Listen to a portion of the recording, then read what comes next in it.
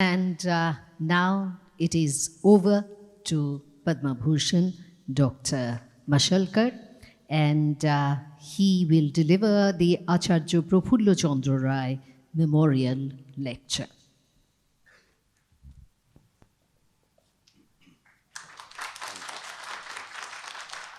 Thank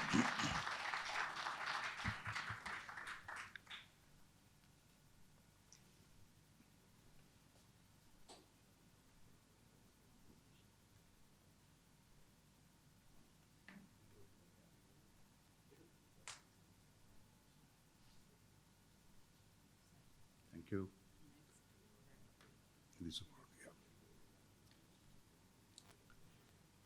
Professor Charanjit Bhattacharya, Honorable Pro Vice Chancellor of the University, Professor Rajat Chakrabarti, Head of the Chemical Engineering Department, Professor M.M. Sharma, my guru, guide, whatever I am is because of him. He's not only my guru, he's guru and Mahaguru for all of us. Very proud alumni that I see in the audience, distinguished faculty, students, and all of you who are joining in this grand celebration, the centenary celebration of a pioneering chemical engineering department that the nation is proud of, ladies and gentlemen. First of all, my heartiest congratulations on this tremendous journey of a century. And what a remarkable journey it has been. And Professor Bhattacharya, you talked about the research that is being done, contemporary research, cutting-edge research that continues to be done in this department. Nation has great expectations from Jadavpur University because we hold you in the highest esteem. I must begin by apologizing for my absence yesterday. And there was a reason for that. There is what is called the Pune International Center. Like we have India International Center in Delhi, I happen to be its president. And we had this Asia Economic Dialogue. People have started calling it Davos of the East. So we had a large number of people from all around the world participating, and there was a valedictory function where Minister of Commerce and Industry, Piyush Goyal, gave the valedictory, and by virtue of my being the president, I had to preside over that function. So my deepest apologies that I could not come, but I was virtually present in terms of the recorded lecture that was given. But I had promised Professor Chakrabarti that I'll make up for it by being here. In fact, I wanted to join you for dinner yesterday, but God proposes and SpiceJet disposes. So they delayed the flight by 2.5 hours and just couldn't meet you. My apologies. But fortunately, this morning I was able to greet you. So thank you very much for having me. I feel extremely privileged to give the Acharya P.C. Ray Memorial Lecture and paying my personal tribute to a great legend. He's of course known as father of chemistry, a luminary, was a scientist par excellence, a great teacher, a great educator, a great historian, a great philanthropist, and a great nationalist. We know that he was the founder of Bengal Chemicals and Pharmaceuticals, India's first pharmaceutical industry. And I would say in that sense, he was the father of Indian chemical industry. I mean, the incredible sort of a legend. There is one statement, I was just thinking about what should be my address. And I thought I must actually pick up something which was very close to his heart and speak on that. So I read a lot and I found a very interesting statement that was made by him. And he said, in Europe, industry and scientific pursuits have gone hand in hand, one helpful to the other. And the gigantic progress in industry achieved in Europe and US is the history of triumph of such partnership. I thought that is something that has been also close to my heart, because CSIR, Council of Scientific and Industrial Research, actually typifies that. But more importantly, the statement that he makes about industry and scientific pursuits going hand in hand was the theme I thought I will pick it up. And therefore, the theme is synergizing scientific excellence and industrial relevance. Normally we say excellence is separate, relevance is separate. It's not necessary. And that's something I learned in UDCT, University Department of Chemical Technology, my alma mater. My Guruji is here. He has practiced it all his life, and that was my learning, which I carried forward. What I'm also going to do is talk about my personal journey. I like to refer to things based on what I learned from, or what I failed and learned from my own life, because that is more relatable, so as to say. So therefore, you will find that all that I'm going to say is just about my own journey, and it has been a long journey. There are 5 Mashelkar lessons, I would say, or lessons that Mashelkar has learned by his both success and failure, on which I am going to talk about. The first is, I have a strong belief that there is nothing like basic science and applied science, only science and its application. The second is, don't just go for publish or perish. Patent, publish and prosper through industrial licensing is a way of a very purposeful and very profitable way of both industry as well as the institution. The third thing I've learned is deep diving into an industry challenge can lead to breakthroughs in basic science if you just observe very carefully. The fourth is deep science only can lead to globally competitive technology, all right? Because we have to stop reverse engineering, copying. We have to have science-led innovation, science-led startups, deep science-led startups. That's extremely important. And industry which is based on the foundation of breakthrough science. And the other one is students must solve problems that need to be solved, rather than those that can be solved. And I will explain each one of these in the 45 minutes that have been given to me. My journey begins with NCL, National Chemical Laboratory. I remember in 1975, Dr. Naiduma, who was then the Director General of CSIR, and I had a meeting in Savoy Hotel in London. I just had a telex message from Dr. Tirak, the then Director of NCL, go and meet him. He had not said why I should meet him. I was teaching in England, doing well. I went and met him, and he portrayed the dream of New India. I was barely 32, and he said, come back, this is the time to help India establish, and I was working in polymer science, sort of a base, etc. And my challenge is that I don't think from here, I think from here. And I instantly said, yes, I'll come. And I remember coming back on a princely salary of 2,100 rupees at that time, and joined this great laboratory as a scientist. Now, as you enter this great laboratory, it says the purpose of this laboratory is to advance knowledge and to apply chemical science for the good of the people. I've never seen a more profound statement in my life. And actually, that drove the rest of the pursuit. The conditions in 1976 were very difficult, and particularly because there is a young students here. I want to tell you what the condition was. You can't believe it. Today, each one of you have a mobile, right? It used to take 6 years to get a telephone. And there used to be a puja and a party, by the way, when you got one. You can't believe that. I remember you had to register a scooter and it would take some 5-6 years before you go. It was a different country altogether. Not $2,000 GDP per capita, but $100 GDP per capita. And then doing research under those conditions, this is Dr. Tilak. So I returned in 1976 and I was trained in rheology and non-Newtonian fluid mechanics. And I needed a Weissenberg rheogoniometer, model R18, I remember, to do sort of research in rheology.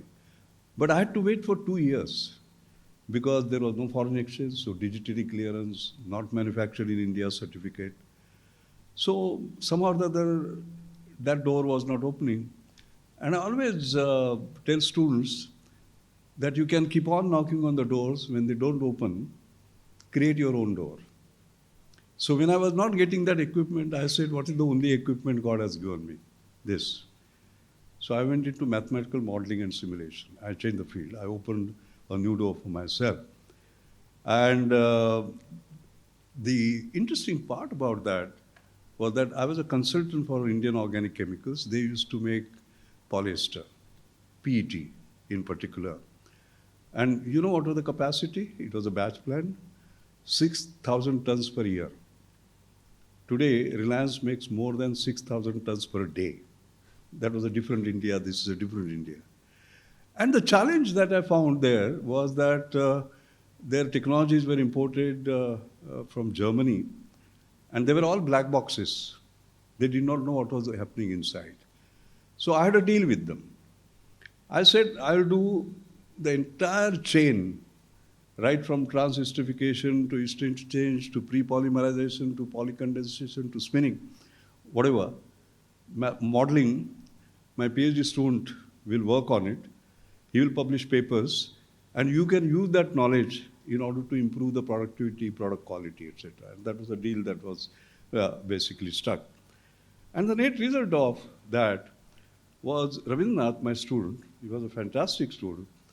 These were the series of papers that we wrote, one after the other, going from end to end, as you can see, semi-batch trans-esterification to continuous to semi-batch, pre-polymerization, etc., till the end. And this research led to some breakthrough papers. Like, for example, here you can see a paper in AISH journal, Finishing Stages of PET Synthesis, a comprehensive model. And this actually gave completely new insights in terms of what was happening in the polycondensation process. And there were anomalies, like when there are more side reactions, you have the rate of polymerization actually increasing rather than decreasing, because it's a reversible polycondensation and the driving forces change because of the changes of the interfacial conditions. And as a matter of fact, I remember Robert Secor was the chief technology officer of DuPont. He was the referee for the paper. And he told Bob Reed, the AISH journal editor, that you can disclose my comments to the authors. And these were his comments. We have been doing polycondensation of PET for all these years.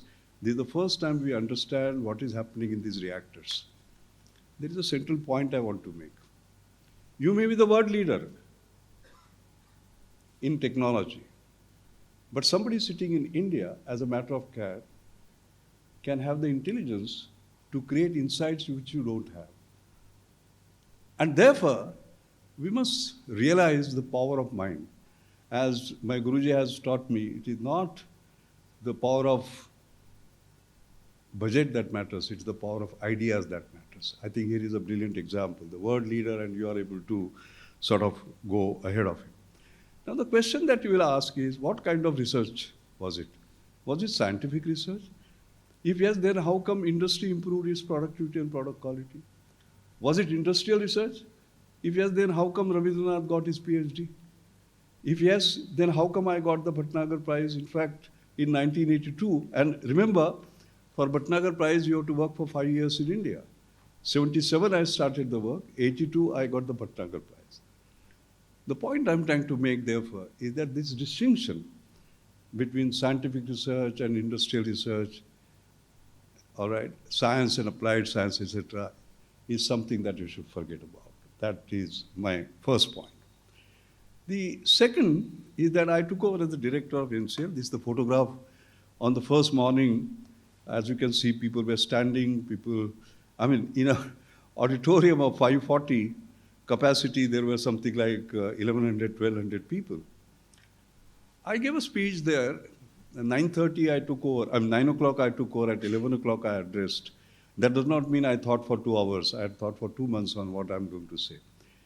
Then an interesting challenge, that any time NCL did something which was ahead of the rest of the world, Indian industry will not take it. They'll say, has Europe done it? Has US done it? Has Japan done it? If they're not, how can? So I said, forget about it. I go on fundamentals. What am I selling? Knowledge. What is my market? The global. So I said, let National Chemical Laboratory be International Chemical Laboratory. Why not? It looked audacious. I said we should be able to license our technologies even to the best multinationals in the world. And I took the name of General Electric. And I remember somebody came to me and said, do you realize that the budget of General Electric is 2.5 times India's R&D budget? I repeated what Guruji had said. It is not the power of budget, it is the power of idea matters. So there were two fundamental differences. It is not the power of budget, but the power of idea that matters.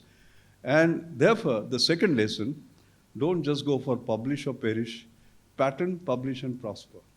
Because I can't license my technology out if I haven't got it patented, basically, all right? I can license it to a US company if there is no US patent, for example. And it was a bit audacious because in 39 years of NCL, there was not a single US patent. And here I was saying that I will license my US patent to the best multinationals in the world. Can you see the audacity? I think you have to have certain audacity. And that audacity was based on the trust I had in my scientists. They were great people like Sivaram, like Paul Ratnaswamy, world class, absolutely. It was on that strength that I had said this. And if you just see, actually, we sort of progressed. In fact, in the entire chain that we, as I said, transesterification, pre-polymerization, polycondensation, etc., PET, you use PET bottles. They are done by solid-state polycondensation, all right? And in that series, we had written a paper on solid-state polycondensation process. This was a polyethylene terephthalate. And I remember I was traveling with Dr. Sivaram in the flight. In fact, when my 80 years were celebrated, Guruji, you will remember he mentioned that I would leave business class and go and sit with him on Pune to Delhi flights. And it was a conversation during one of such flights. So I talked to him about PET. I said, that is done by solid-state polycondensation. Why not polycarbonate?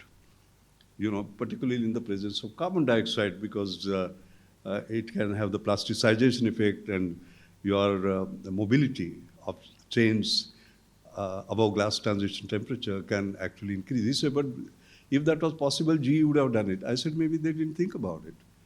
And we actually went and did that. And by that time, we had said that patent first and then publish, not the other way around.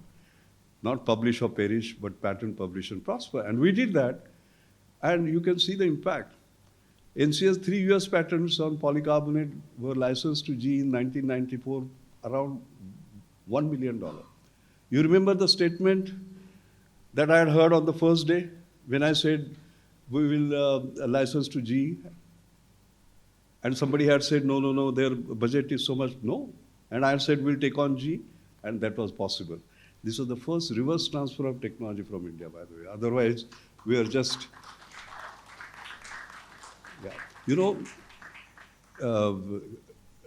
claps and smile don't cost anything. So when you want to give them in abundance, whenever you feel like. When you feel happy, you should clap. That's not. And that is a matter of pride because we were beggars and borrowers, all right, like this. We started doing like this. I think that was an important history. Then that created strategic alliance between NCL and GE, and that operated for 10 years. And we had, during those 8 years, almost $15 million of licensing fee. And it also gave an opportunity for NCS scientists to get trained in world-class R&D management. And Jack Welch, when he came to know the chairman of GE, said, if they are so good, why are we not there? And there is a Jack Welch R&D center that came up. And that actually led basically to so many other centers. I mean, if you see, there are 1165 R&D centers, 928 MNCs, 323,000 scientists, engineers. Bangalore has displaced Tokyo as the most preferred R&D destination. And this was about moving from mere cost arbitrage to value arbitrage. That was the sort of transformation that was made. And I remember people call me, by the way, dangerous optimist. And I remember in 1995, I had given this talk, India's Emergence as a Global R&D Platform, the New Challenge and Opportunities. And Dr. Manmohan Singh was then the finance minister, had actually chaired that. And of course, people said, oh, Mashelkar, don't believe him. He's a dangerous optimist. But I'm very happy to see that I was able to write in 2016 a paper which actually sort of showed that transformation. And this is something that is not recognized by us. This is a chart you will not have seen anywhere else. When Jack Welch was asked in an interview as to why are you here, he said, we get highest intellectual capital per dollar here. This is a chart which actually gives you the proof of that. So if you look at the kind of R&D spend and the publications that come out from India, for the same dollar, how much would you get? You can just see. If India is one, you have to spend $2 in UK, $4 in Australia, $5 in China, $6 in Germany, $7 in US, and $12 in Japan. Highest intellectual capital per dollar. Please realize India's strengths, by the way. Indian talent produces the highest intellectual capital per dollar. And that's why they're there now. If you see the rise of US patents from MNC R&D centers in India in a decade, it is just rising exponentially. Why are they here? India's IQ is being used for creating IP for them because they get so many folds more productivity. That is what I had meant in 1995 when I said India's emergence as a global R&D platform. It also tells you something else. What it also means is that, and this is my line to the government, that if you invest more, you will get more. As a matter of fact, the competitive advantage is so much. And that's why I feel sorry that our R&D spend in 1998 was 0.7% of GDP, and in 2023 also it is 0.7% of GDP. Can you just imagine raising that will make such a difference for India? Anyway, that's a lesson. So the point I'm trying to make is this particular idea of reverse transfer of technology, patenting, etc., what a dramatic shift it had made as well. The third point is deep diving into an industry challenge can lead to breakthroughs in basic science. Just see this. You know, I was fortunate to be asked to give the 9th P.V. Dankwards Memorial Lecture in London, and the title of my talk was Seamless Chemical Engineering Science. Those of you who heard my recorded talk yesterday, I talked about the next-gen chemical engineers and talked about borderless chemical engineers. This is the same theme, by the way. And I remember I was also on the Chemical Engineering Science editorial board, and Bob Brown, the head of the Chemical Engineering department, was a member of that board. And in that, I had talked in terms of how the borders between engineering and science are disappearing, and therefore, as far as new ways of doing research is concerned, what are going to be the changes that are going to sort of take place?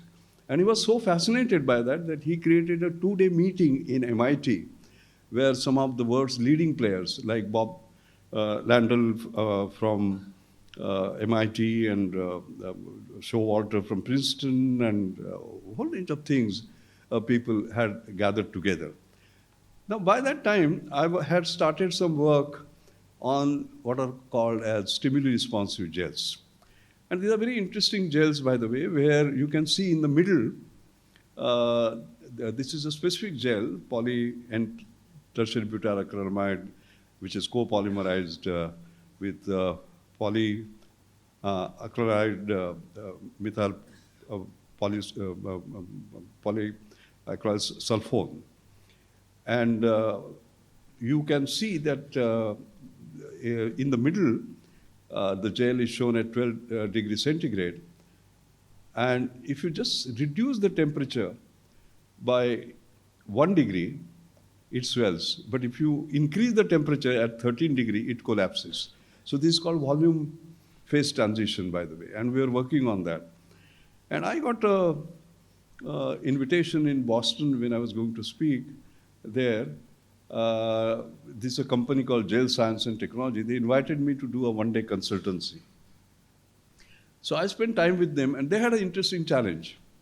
You know, when you look at our foot, for example, there is a variation from tip to toe, all right? And the challenge for them was to design a smart soft gel that can conform to the shape of the foot, thereby proving sort of relief. And the temperature variations in diabetic feet can be 5 to 6 degrees centigrade.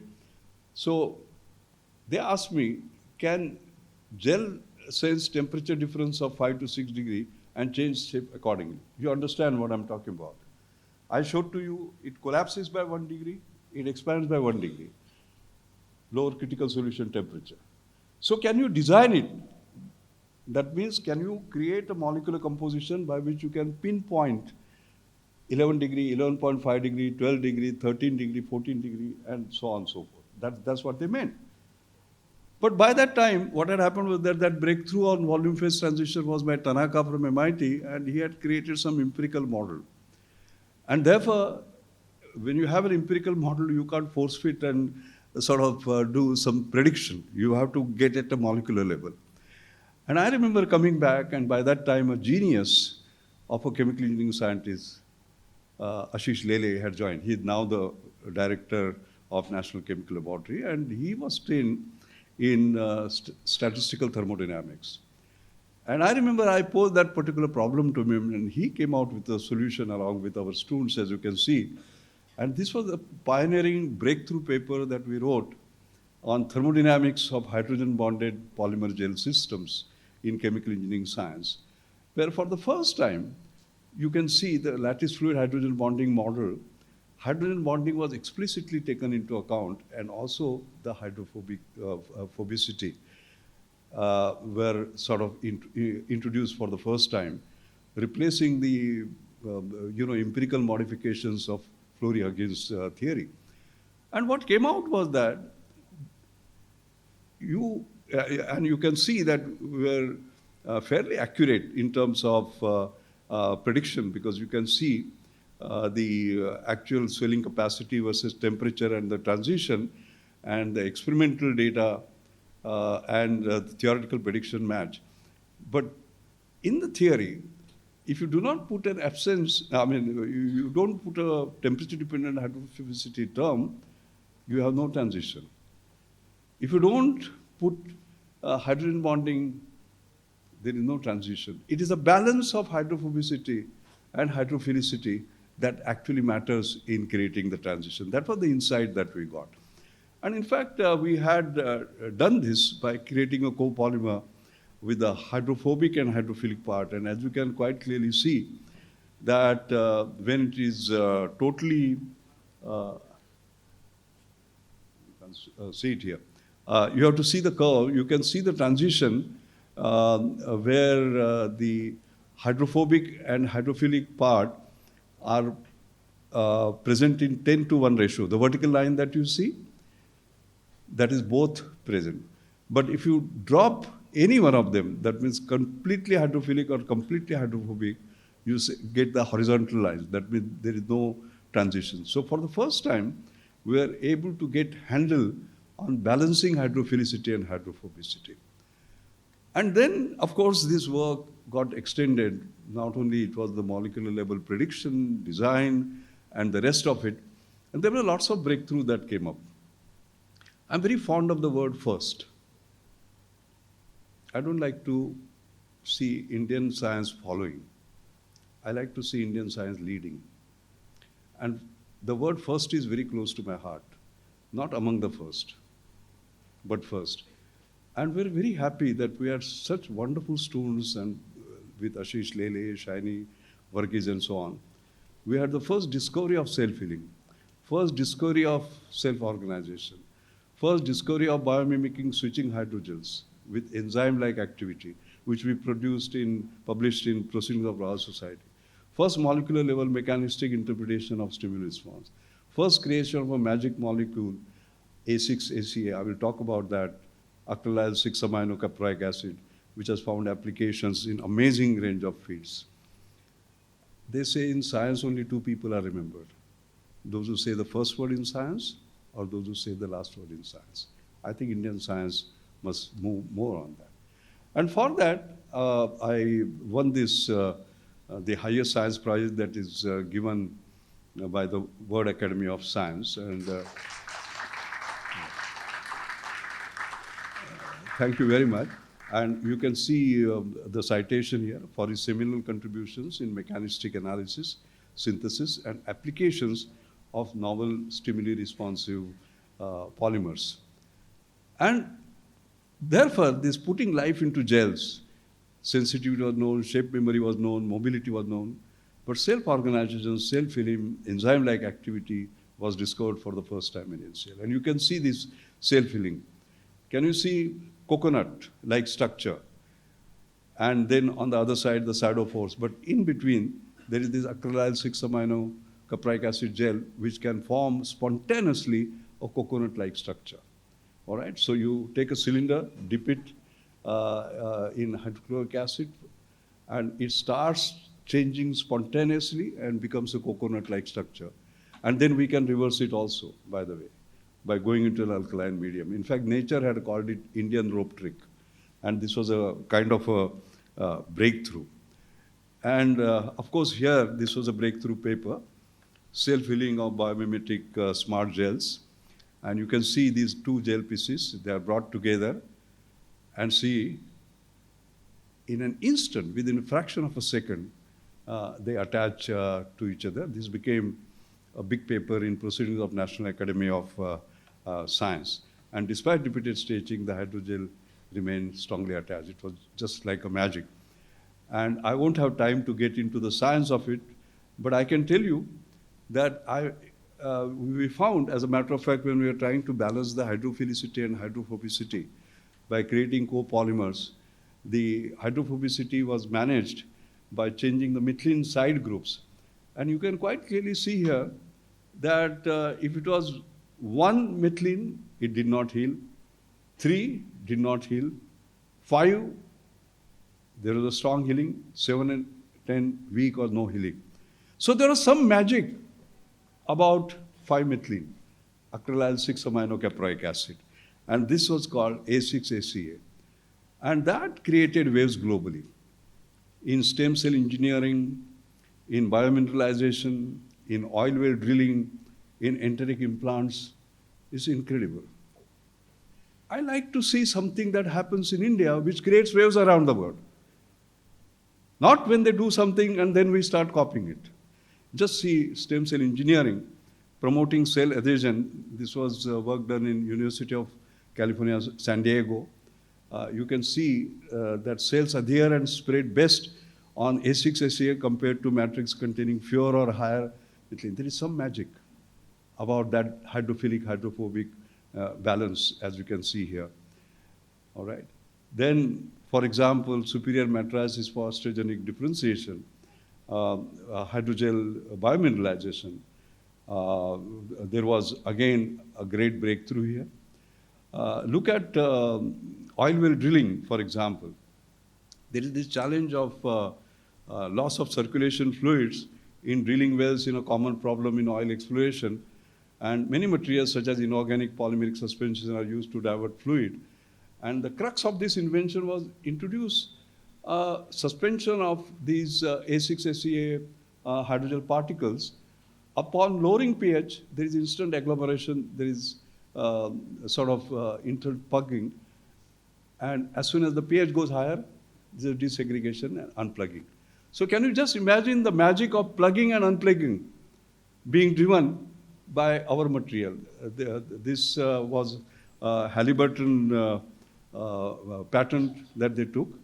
High pH, it's like this. At low pH, they aggregate. High pH, again, this goes. We would have never imagined that this magical molecule will create this industrial impact. And the last one that I'm very proud, Bob Langer, MIT group, actually, they had this challenge about entering implants. And what was the challenge? The gastric retentive devices must have facile delivery, prolonged gastric retention, and complete safety profile. And their existing enteric polymers were rigid and brittle. And there was no device for combining enteric plus elastic properties to deliver critical performance. And they were looking all over on what material we could have. So the solution that they had was creating a pH-responsive supramolecular gel with elastomeric properties, which will be stable in acidic conditions, gastric pH of 3, but dissolve in alkaline conditions. And they found that A6SEA produces winning E candidate. You know, in my life, some statements that come for Indian science have pleased me enormously. And this, Guruji, this particular statement is the one that has pleased me the most. It says, can you just move so that my Guruji can see the slide? Please move, yeah. This is what they have said.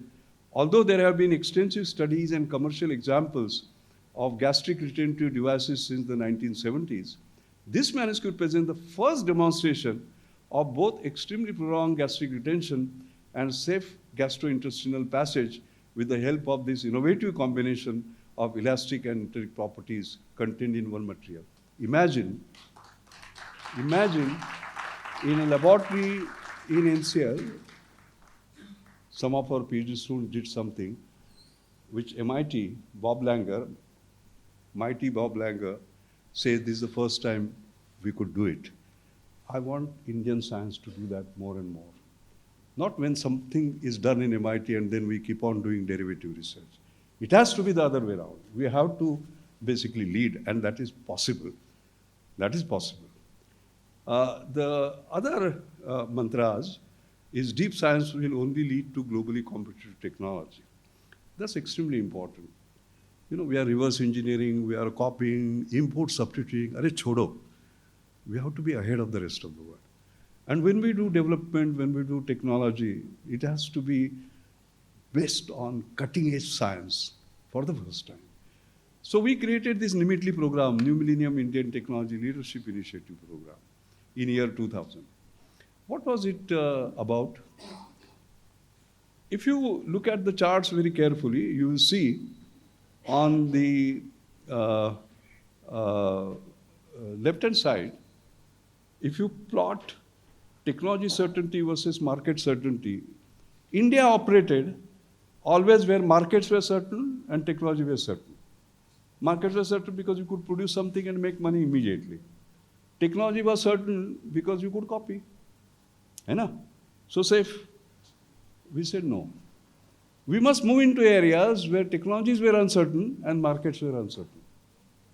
All right? We create our own markets. We create our own technologies. That means risk-taking. Now, how do we take risk? Somebody has to pay for it. So I remember, I don't mind telling you a story.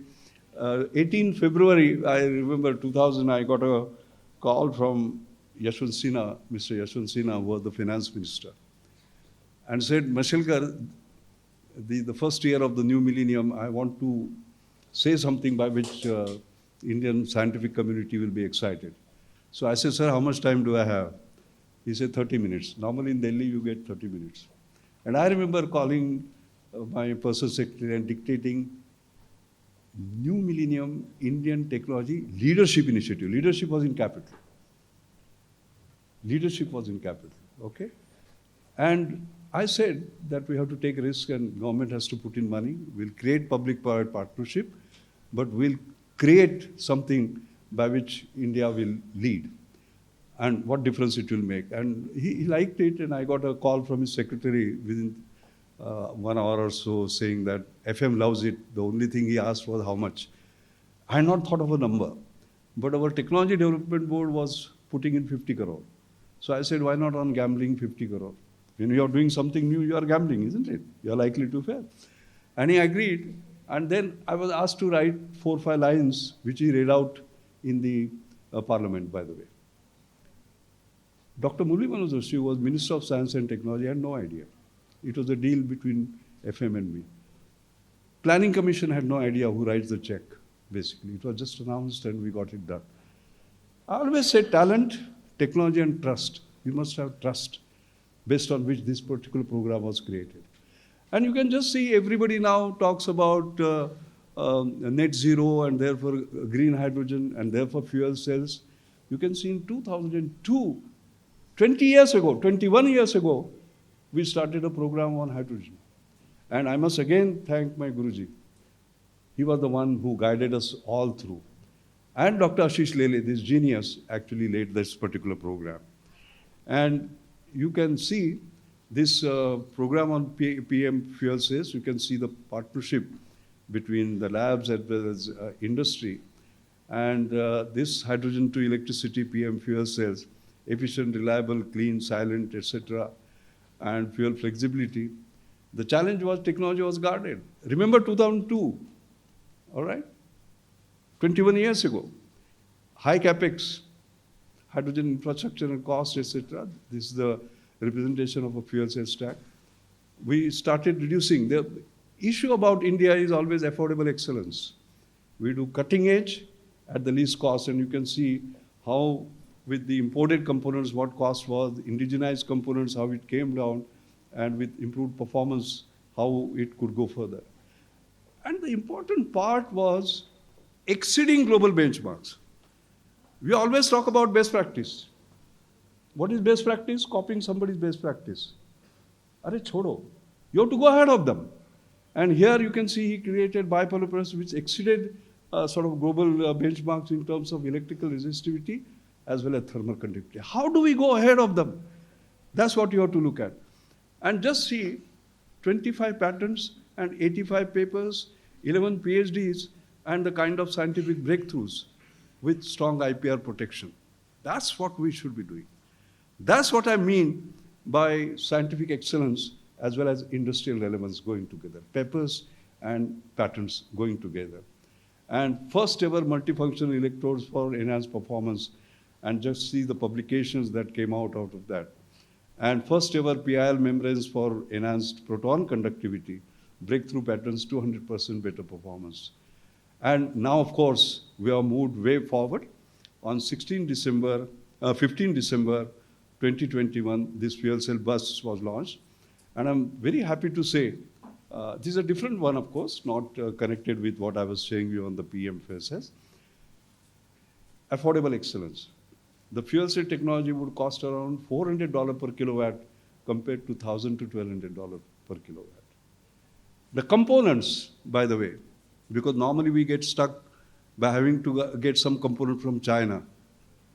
All right? Here, there is no challenge on that because we are talking in terms of 95% of the component from India. All right? Yesterday, I mentioned to Mr. Piyush Goyal about this